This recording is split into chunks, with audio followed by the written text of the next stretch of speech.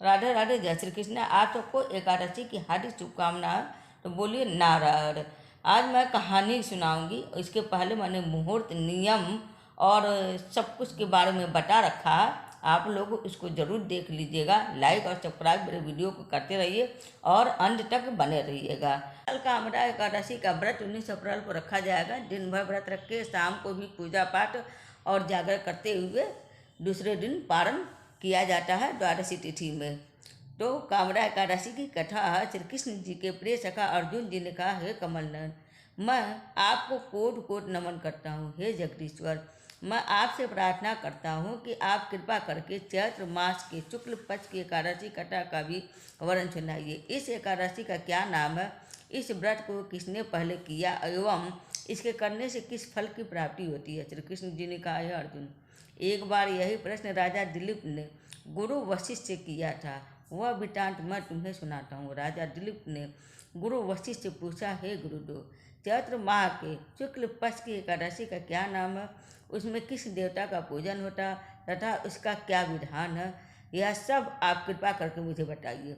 मुनि वशिष्ठ जी ने कहा, हे राजन, चैत्र माह के शुक्ल पक्ष की एकादशी का नाम कामरा एकादशी है। वह समस्त पापों को नष्ट करने वाली होती है। जैसे अग्नि काष्ठ को जलाकर राख कर देती है, वैसे ही कामरा एकादशी के पूर्व के प्रभाव से समस्त पाप नष्ट हो जाते तथा तेजस्वी पुत्र की प्राप्ति होती है। उसके उपरांत मनुष्य निष्कृष्ट योनि से मुक्त हो जाता और अंततः उसे स्वर्ग की प्राप्ति होती है। अब मैं इस एकादशी का महात्म्य सुनाता हूँ, ध्यान पूर्वक से श्रवण करो। प्राचीन समय में भाग्यपुर नामक एक नगर था, जिस पर पुंडरिक नाम का एक राजा राज करता था। राजा पुंडरिक अनेक ऐश्वर्यों से युक्त था। उसके राज में अनेक अप्सराएं, गंधर्व, किन्नर आदि वास करते थे। उसी नगर में ललित एवं ललिता नाम के गायन विद्या में पारंगत गंधर्व स्त्री पुरुष अति संपन्न घर में निवास करते हुए विहार किया करते थे। उन दोनों में इतना प्रेम था कि वे अलग हो जाने की कल्पना मात्र से ही परेशान होते थे। एक बार राजा पुंडरिक गंधर्वों सहित सभा में विराजमान थे। वहाँ गंधर्वों के साथ ललित भी गायन कर रहा था। उस समय उसकी प्रियतमा ललिता वहाँ उपस्थित नहीं थी। गायन करते करते अचानक उसे ललिता का स्मरण हो उठा, जिसके कारण वह अशुद्ध गायन करने लगा।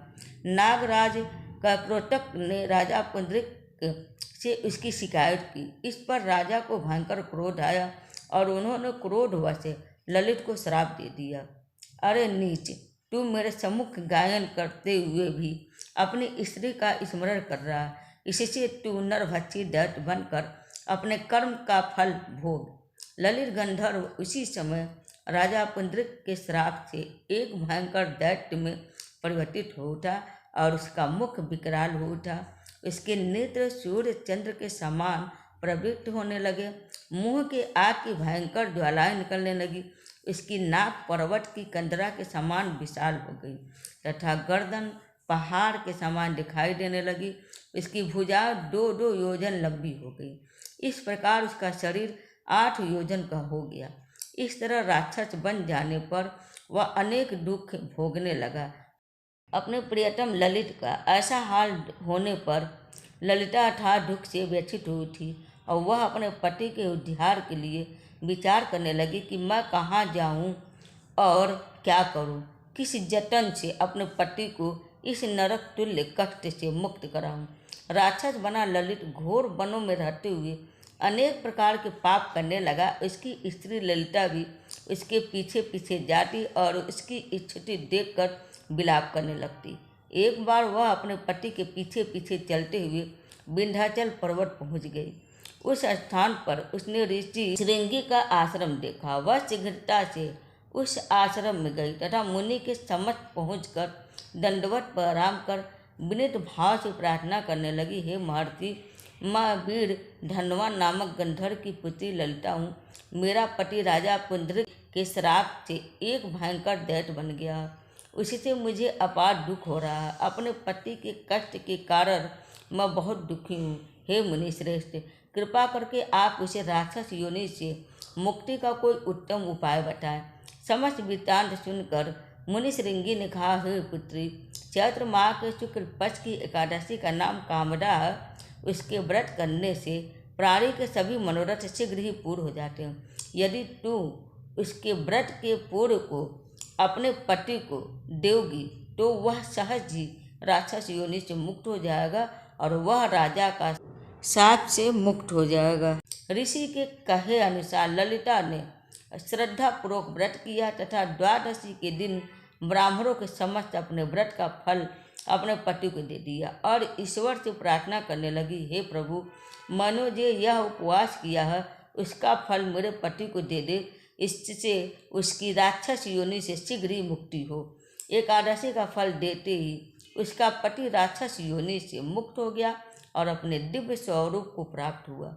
वह अनेक सुंदर वस्त्रों तथा आभूषणों से अलंकृत होकर पहले की भांति ललिता के साथ विहार करने लगा।